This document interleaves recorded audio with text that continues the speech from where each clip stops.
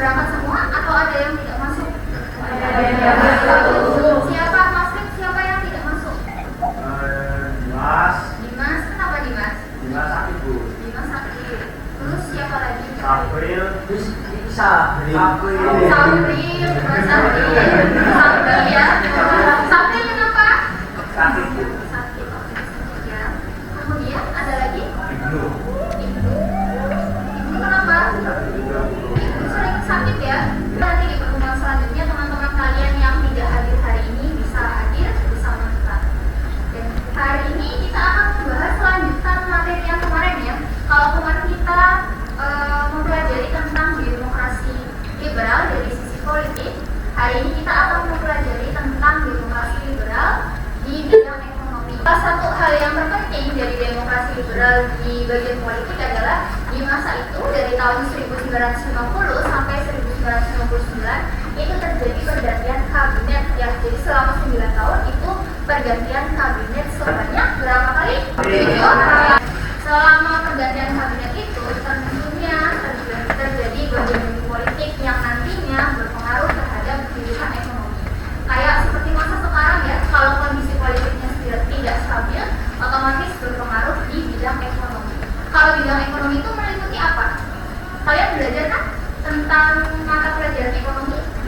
Ekonomi belajar tentang debit kredit tingkat sehari. Apalagi keuangan ya, jual beli, kemudian saham, uang dan sebagainya. Jadi kita hari ini akan belajar di masa itu terjadi apa saja sih sesuai dengan tujuan pembelajaran hari ini. Yang pertama kita akan melihat video terus gambar ya. Videonya nanti bisa kalian buka sendiri. Kemudian itu akan menampilkan gambar yang akan kalian hubungkan dengan kehidupan ekonomi dan permasalahan ekonomi yang terjadi pada masa demokrasi liberal. Yang kedua, nanti kalian akan dibuat kelompok ya, masing-masing kelompok akan berdiskusi dan membuat proyek. Proyeknya berupa infografis. Nah, dari infografis itu nanti akan kalian presentasikan ke depan kelas oleh perwakilan dari kelompok kalian. Nah, setelah itu kelompok yang lain akan mengomentari kekurangan atau hal-hal yang menurut kalian belum pas dalam tampilan infografis yang teman kalian buat. Nah, setelah itu nanti di akhir kita akan membuat kesimpulan pembelajaran pada hari ini. Ini gambar apa kira-kira? Saya pasar. Pasar? Kenapa? Apa yang menunjukkan itu pasar? Banyak yang lalu-lalang ya. Terus di atas itu ada tulisan aksara Cina ya. Berarti toko di pasar itu punya orang Cina. Nah, dari gambar ini berkaitan dengan materi bahwa pada masa demokrasi liberal, ekonomi Indonesia itu terutama dalam hal perdagangan itu didominasi oleh orang-orang Cina. Hal itu berlangsung sampai sekarang atau tidak? Iya. Di Losari ya, di Losari di daerah kalian sendiri banyak ya toko-toko Cina yang berdiri. Nah, ini yang nantinya akan kita pelajari akibat dari banyaknya pedagang-pedagang Cina ini. Akibatnya pedagang pribumi atau pengusaha pribumi itu menjadi kehilangan tempatnya. Apa hal ini? Mata uang apa?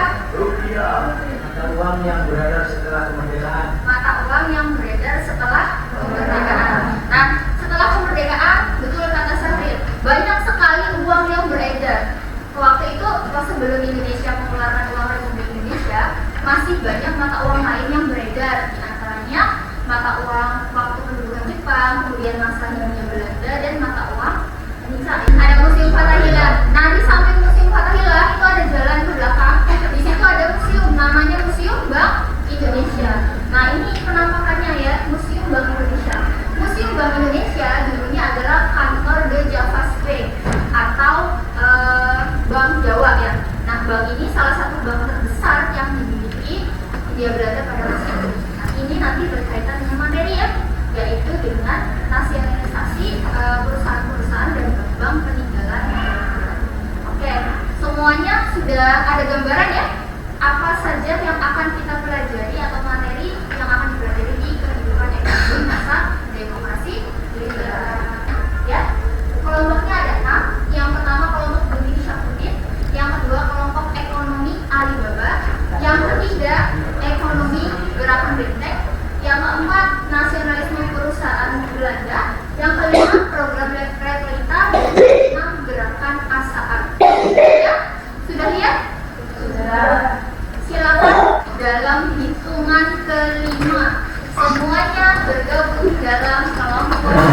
Nah sekarang nanti akan Ibu bagikan lembar kerja peserta didik yang harus kalian kerjakan. Lembar kerja peserta didik ini ada isinya adalah langkah-langkah bagaimana kalian membuat infografis. Ada yang pertama judul ya. Judul infografisnya itu apa? Kemudian kalian sebelumnya kalian nanti di kelompok meringkas dulu materi-materi atau ringkasan yang bisa dimasukkan ke dalam infografis. Jadi tidak semua dimasukkan. Kalau kalian bikin kelompok ya, materi inti-intinya saja diringkas. Misalkan ada 2 atau 3 kalimat, kemudian nanti ditambahkan dengan gambar. Misalkan di sini ya, tokohnya misalkan Sahril menjadi tokoh.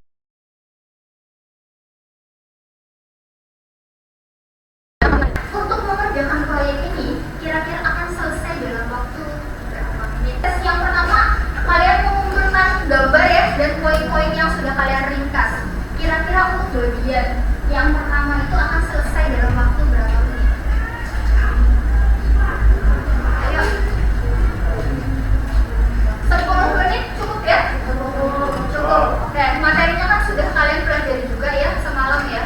Jadi kalian sudah bisa atau punya gambaran apa sih, gambar apa yang akan kalian download. Oke. Kemudian untuk membuat infografis, membuat desainnya nanti kalian tuliskan di lembar kerja peserta didik. Kemudian nanti dituangkan dalam infografis. Waktunya berapa menit? 25 menit cukup? Cukup ya, 25 menit. Nah setelah itu nanti kalian akan di tahap yang terakhir yaitu presentasi. Presentasi kelompok maksimal 7 menit ya. 7 menit itu untuk presentasi, kemudian tanya jawab. Berarti kalian nanti akan membuatnya tentang tokoh ya. Tokoh yang berperan, kemudian tujuan, kebijakan, sama apa? Yang terakhir? Program kerjanya. Oke, ini kelompok 3 ya. Kiri. Itu kita bisa. Kemudian tulisannya kalau misalkan kalian mau menulis tujuannya bold ya atau tebal, kemudian di bawahnya untuk tulisan biasa seperti itu. Jadi di sini bisa diatur ya, bisa bold atau italic yang miring atau underline yang garis bawah. Nah itu bisa. Silakan dikreasikan sendiri. Ya, yang coba perhatikan semuanya juga ya. Ini pertanyaan berlaku untuk umum. Untuk langkah kegiatan yang nomor 3, itu kan kalian membuat sketsa. Jadi sketsanya saja, infografisnya itu akan memuat apa? Misalkan di kotak, tokohnya itu mau sebelah kanan apa sebelah kiri? Seperti itu ya. Jadi gambar, kayak kalian mau membuat gambar tapi bikin coret-coretan dulu. Paham ya? Oke. Yang sudah nanti dikirimkan ke link Google Drive ya. Sudah Ibu kirim di WhatsApp grup. Sudah semua ya? Sudah mengumpulkan semua? Sudah selesai? Silakan kalian menentukan dulu teman kalian yang akan menjadi perwakilan kelompok untuk maju. Ya, silakan 2 orang dipersiapkan, didiskusikan siapa yang mau maju mewakili kelompok. Gunting Syafruddin adalah kebijakan moneter yang diterapkan oleh Syafruddin Prawiranegara, Menteri Keuangan dalam Kabinet Hatta II, yang mulai berlaku pada tanggal 10 Maret 1950. Menurut kebijakan ini, uang merah Nika, mata uang yang digunakan Belanda berada di Indonesia atau kemerdekaan atau selama masa Republik Indonesia. Misalkan nama saya Amanda, saya ingin menambahkan dan pada infografis belum disatukan dan saya ingin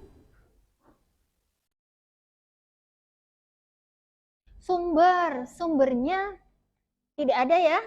Padahal tadi sudah Ibu bilang kalau ditambahkan sumber ya. Ini sumbernya dari mana?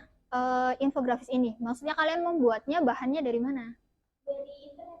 Oh, dari internet. Harusnya sumber itu dicantumkan ya di bawah infografis bagian paling bawah. Ketiga ada penyebab kegagalan. Pertama, pengusaha pribadi kurang pengalaman. Kedua, kredit yang digunakan tidak dimanfaatkan dengan baik. Yang ketiga, kredit yang diberikan disalahgunakan untuk kegiatan konsumsi.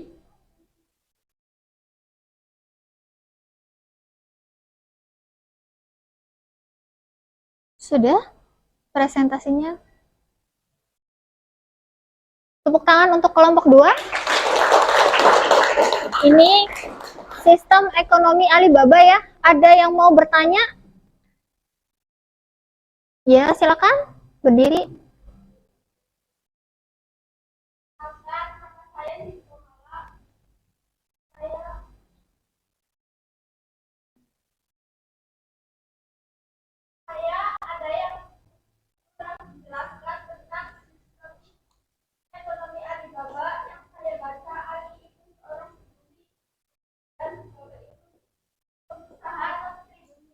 Oke.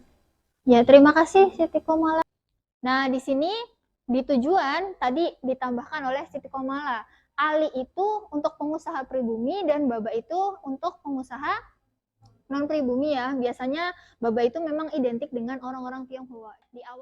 Di awal itu Ibu sudah memberikan gambaran bahwa pada masa demokrasi liberal itu banyak sekali mata uang yang beredar sehingga kemudian dibentuklah atau dirumuskanlah kebijakan Gunting Syafruddin ini. Tadi kelompok 1 sudah menjelaskan dengan detail bagaimana uang itu digunting ekonomi Alibaba. Bedanya apa? Kalau Alibaba itu diberikan pelatihan, kemudian diberikan kredit. Tapi kalau di Gerakan Benteng itu diberikan kredit dan silahkan pengusaha pribumi itu bisa mengembangkan usahanya sendiri. Nah, pemberian kredit ini tujuannya apa? Supaya perekonomian itu yang tadi di awal kan Ibu sudah memberikan gambaran tokoh-tokoh Cina ya, supaya nantinya pengusaha pribumi itu bisa mendominasi dan membentuk ekonominya sendiri. Nah, hari ini sudah selesai ya, karena bahasan kita sampai dengan ekonomi. Nah, sebelum mengakhiri pembelajaran hari ini, Ibu minta satu orang untuk memberikan refleksi pembelajarannya. Saya akan menyelesaikan kesimpulan pembelajaran hari ini.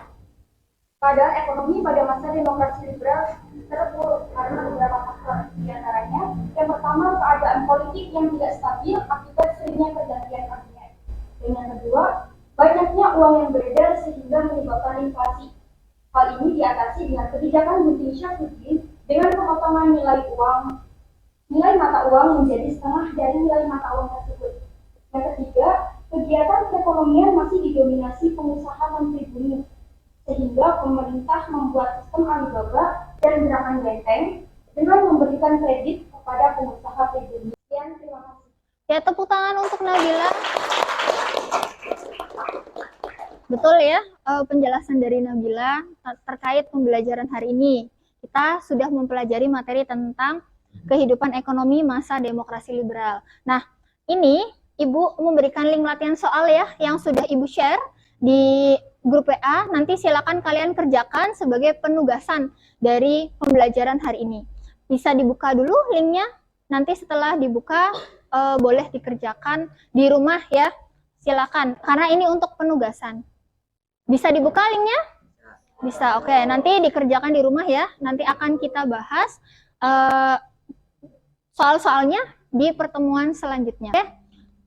Sebelum mengakhiri pembelajaran hari ini, mari kita berdoa menurut agama dan kepercayaan masing-masing. Berdoa dimulai.